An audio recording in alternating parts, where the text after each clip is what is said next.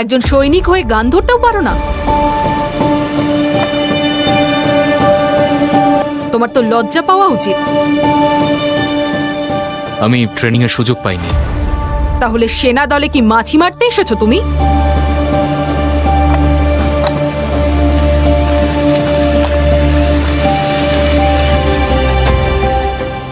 একজন lady commander বিক্রমের দিকে তাকিয়ে জিজ্ঞেস করলো, তাহলে এই একটা ছুরি দিয়ে তুমি জঙ্গলে শত্রুদের মারতে এসেছো? তোমার তো একজন সৈনিক হওয়ার কোনো যোগ্যতাই নেই।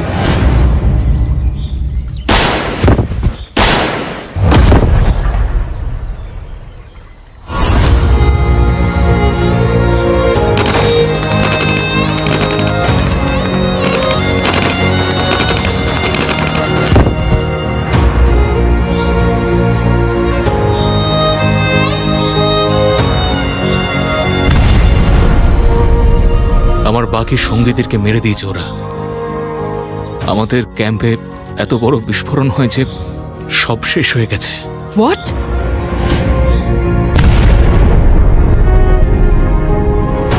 তাহলে তুমি কি করে বাঁচলে? ক্যাম্পে রেশন শেষ হয়ে গেছিল।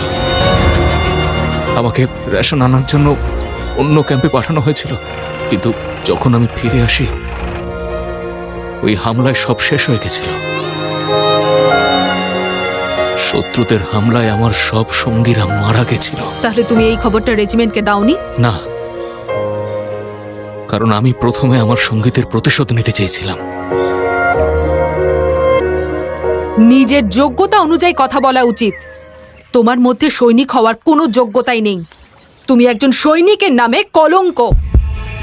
কে জানে কে সুপারিশ করেছে যে তুমি এত দূর এসেছো? বিক্রম এই কথার কোনো উত্তর দিল না।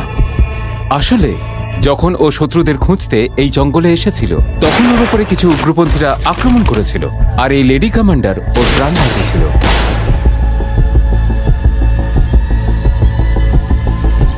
অন্যান্য শত্রুরা এখানে আসার আগে আমাদের বেরোতে হবে। Let's go. বিক্রম ওই লেডি কমান্ডারের সাথে উল্টো দিকে চৌকের দিকে ফিরতে শুরু করলো। তখনই এর মধ্যেই করিশ্মা ঝোপের আড়াল থেকে কিছু শব্দ শুনতে পেল। তুমি পিছনে যাও। এখানে মনে হচ্ছে অনেক শত্রুরাই লুকিয়ে আছে।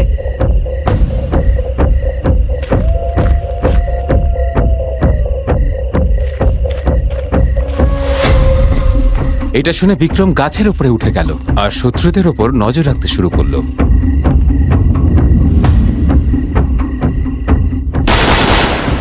তখনই করিশ্মা ওই ঝোপের দিকে নিশানা লাগালো।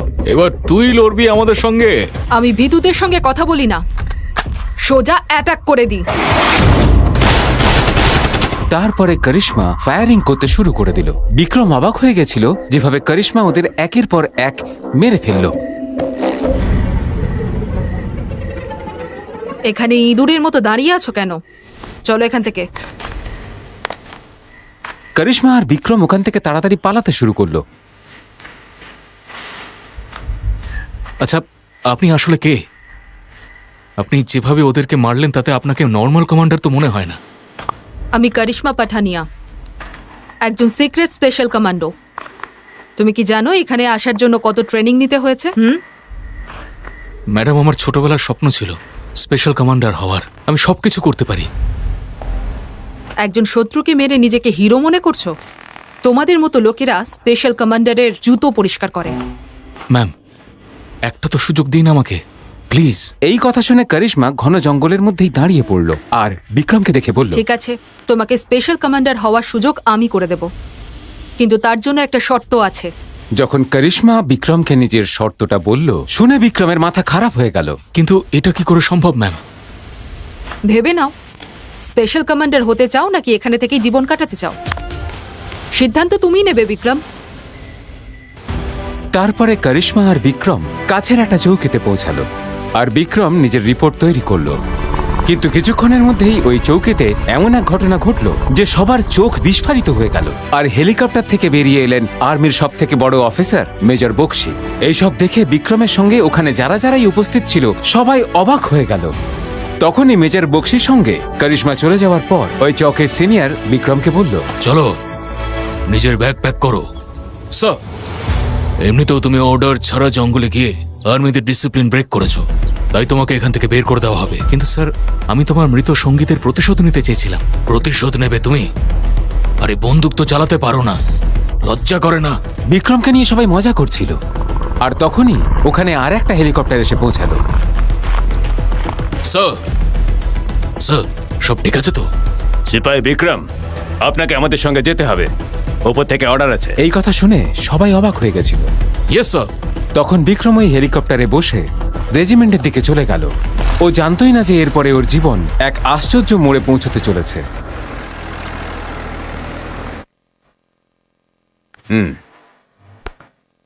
তোমাকে এই রেজিমেন্টে স্বাগত বিক্রম। তোমাকে এখানে ট্রেনিং দেওয়া হবে, আর এখানে তোমায় সব লেভেল পূরণ করতে হবে। আমি কিছু বুঝতে পারলাম না স্যার। করিশ্মার কথা শুনে তোমাকে এই ট্রেনিং এ অংশ নিতে তো দেওয়া হয়েছে, কিন্তু you have to prove your self.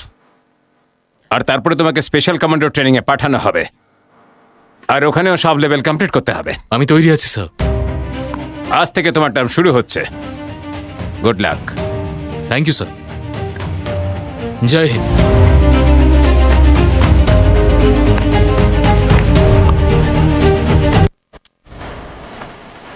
Joy Hind sir.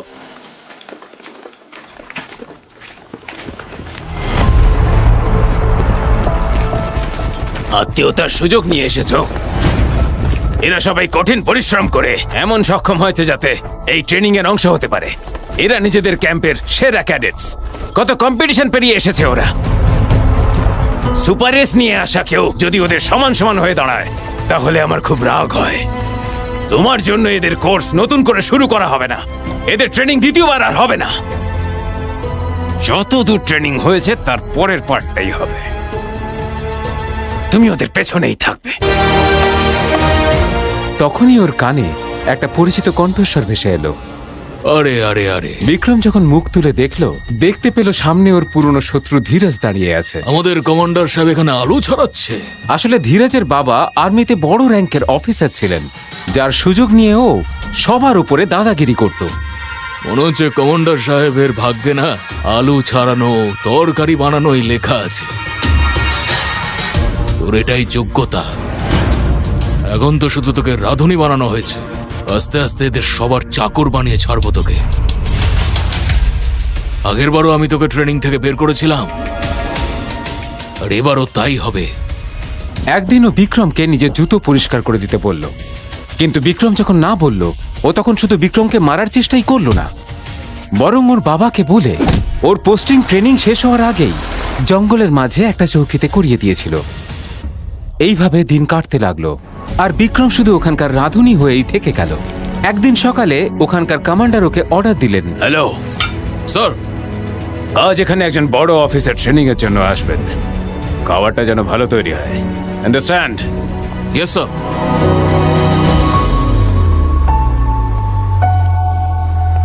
আমি মেজর সাক্ষী। আজ তোমাদের এখানে সব থেকে বড় টেস্ট হবে। Are you ready cadets? ওখানে বিক্রম খাবারের ট্রে নিয়ে টেবিলে খাবার দিচ্ছিল, আর এটা দেখে সাক্ষীর রক্ত গরম হয়ে গেল। এই তুমি এদিকে এসো। Yes ma'am. তুমি প্র্যাকটিসের সময়ে রান্না করে সবাইকে সার্ভ করছো? এখানে তুমি রাঁধুনি হতে এসেছো? ম্যাডাম, এখানকার সব থেকে ইনডিসিপ্লিনড আর ওয়ার্থলেস ক্যাডেট। প্র্যাকটিসের নাম শুনলেই ভয় পেয়ে যায়। শুধু কিচেনে বসে রুটি বানাতে পারে ও। লজ্জা পাওয়া উচিত তোমার। জানো সবাই কত স্বপ্ন দেখে এখানে পৌঁছানোর জন্য, আর তুমি টাইম পাস করছো। ম্যাডাম, ও ওখানে সুপার রিস নিয়ে এসেছে, তাই একে আর কিছু বলাও যায় না। তোমাকে কি স্পেশাল ট্রিটমেন্ট দিতে হবে?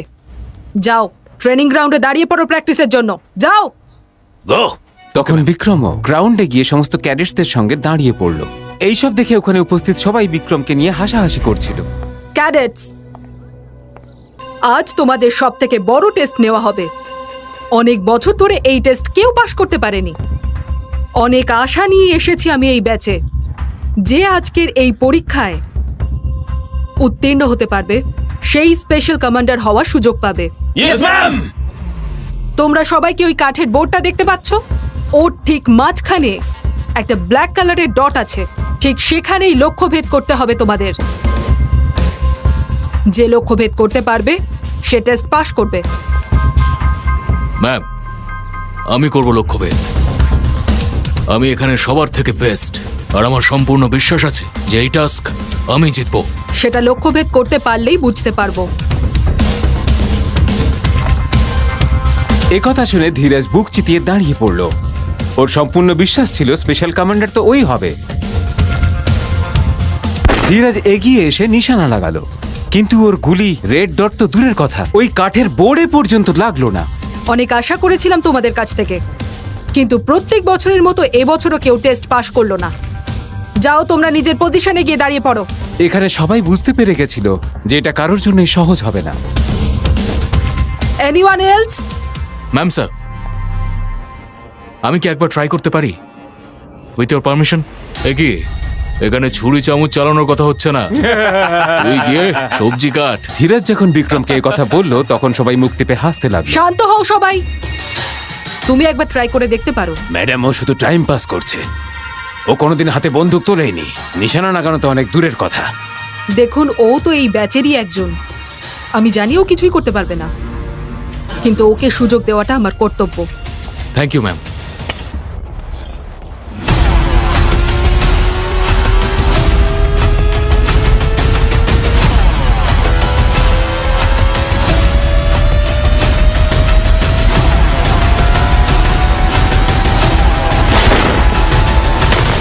কিন্তু যখন বিক্রম নিশানা লাগিয়ে দিল, সবাই যেন ওখানে অবাক হয়ে গেল। ধীরাজের মুখ সেই যে হাঁ হলো সে আর বন্ধ হলো না, কারণ বিক্রমের নিশানা সোজা ওই কালো ডটে গিয়ে লেগেছিল।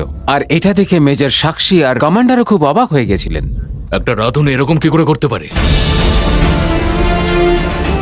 তুমি আজ পর্যন্ত বন্দুকই হাতে তোলনি, তাই না? তাও এত সঠিক নিশানা কি করে লাগাতে পারো তুমি? সত্যি বলো, তুমি কে? কি লুকোচ্ছ তুমি? Tell me.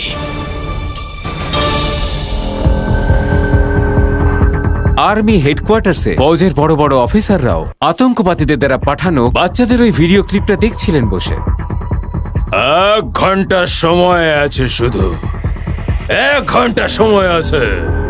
যদি ওই 1 ঘন্টার মধ্যে আমার সঙ্গীরা ওদেরকে নিয়ে যাওয়ার জন্য একটা হেলিকপ্টার আর 1000 কোটি টাকা। আসলে আতঙ্কবাদীরা আর্মি স্কুলের বাচ্চাদের ওই ভ্যানটা কিডন্যাপ করে নিয়েছিল, যাতে বড় বড় অফিসারদের সন্তানেরা ছিল। জেনারেল বক্সির নাতনিও ওই বাসে উপস্থিত ছিল। তাই ওই বাসের বাচ্চাদেরকে বাঁচানোর জন্য ইন্ডিয়ার সব থেকে বেস্ট ইউনিট থেকে কমান্ডোদের ডেকে পাঠালেন। করিশ্মা, এই অপারেশনের চার্জ আমি তোমাকে দিচ্ছি। Yes sir. ধীরাজ, বিক্রমও তো একজন সৈনিক, তাই না? তাহলে এই নাও পিস্তল, নিন, নিজের জওয়ানকে বলুন এটা চালিয়ে দেখাতে।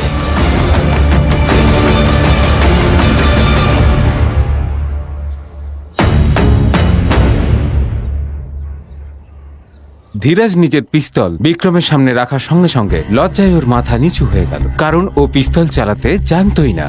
এর কারণ হলো ধীরাজ পিস্তল চালানোর ট্রেনিং ওকে করতেই দেয়নি। আপনি তো দেখেই নিলেন লড়াই করার যোগ্যতা ওর নেই।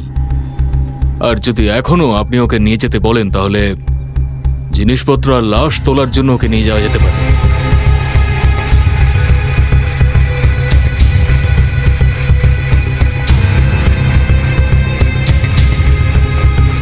আর তারপর বেস্ট কমান্ডারদের টিমে হেল্পার হিসেবে বিক্রমকে নিয়ে নেওয়া হলো।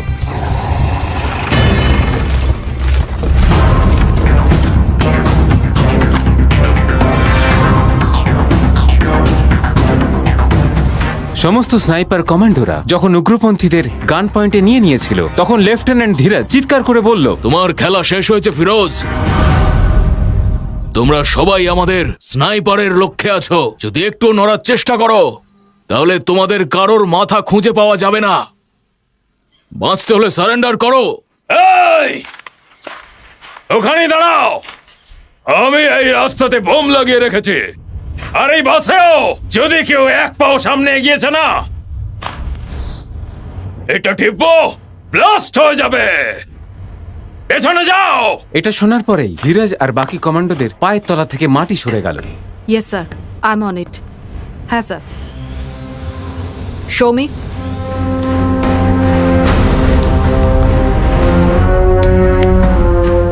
স্যার, ড্রোন থেকে দেখতে পাচ্ছি যে 3 থেকে 4 জন আতঙ্কবাদী আছে। করিশ্মা, দেশের টপ আর্মি অফিসারদের বাচ্চাদের প্রাণ সংশয়ে আছে। তুমি একটা কাজ করো, ওই আর্দালিকে পাঠাও নেগোসিয়েশনের জন্য। Alright sir, on it. শোনো, তুমি সুযোগ চেয়েছিলে না? পেয়ে গেছো সুযোগ। ভিতরে যাও আর সবটা জেনে এসো ওখানে কি হচ্ছে। It's your time. Yes ma'am. Firoz, তোমাদের চাহিদা নিয়ে কথা বলতে আমাদের এক জওয়ান তোমাদের কাছে যাচ্ছে।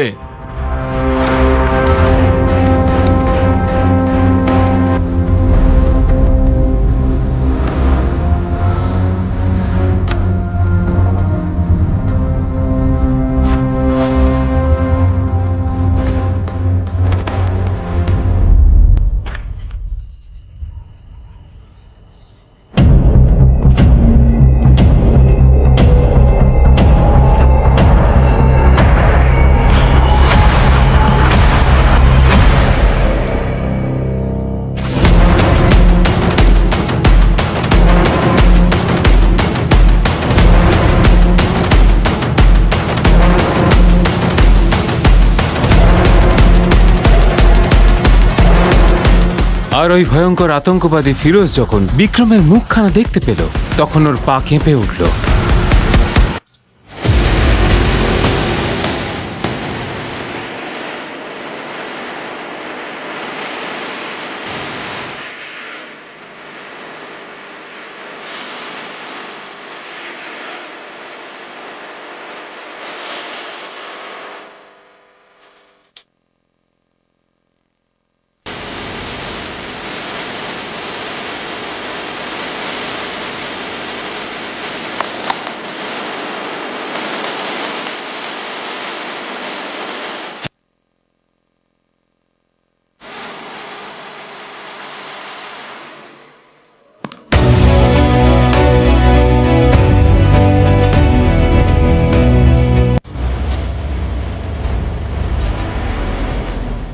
তাহলে কি মনে হয় আপনাদের, এত বড় একজন আতঙ্কবাদী কেন একজন সাধারণ রাঁধুনের সামনে হাত জোড় করে বসলো?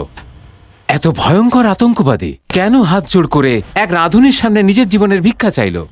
ওই আতঙ্কবাদী কিছু ভুল করছে নাকি কিছু লুকোচ্ছে ওই রাঁধুনি বিক্রম? যদি উত্তর হ্যাঁ হয়, তাহলে কি লুকোচ্ছে ও?